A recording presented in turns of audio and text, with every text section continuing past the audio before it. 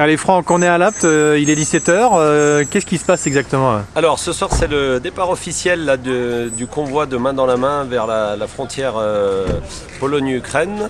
On part demain matin très tôt en réalité.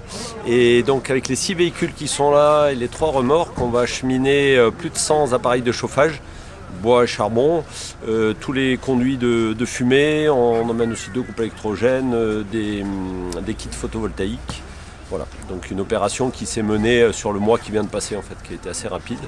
Et on a eu vraiment, il y a eu un élan de générosité incroyable. Du coup, ça a pris vraiment une proportion bien supérieure à ce qu'on avait imaginé. Et après, qu'est-ce qui va se passer une fois que vous allez avoir livré les poêles et le matériel? Alors en fait, on a des relais là-bas. Donc le matériel va être distribué par 3 canaux différents en Ukraine. D'une part, dans la région de Dnipro, donc là il y a une partie des poêles qui ont été identifiées pour une ONG. Dans la région de Kharkiv, plus à l'est, donc là où on va avoir du matériel pour chauffer un hôpital et pour les soldats, pour faire de la cuisson. Et puis une autre partie du matériel va servir pour des orphelinats et des hôpitaux un peu partout dans le pays.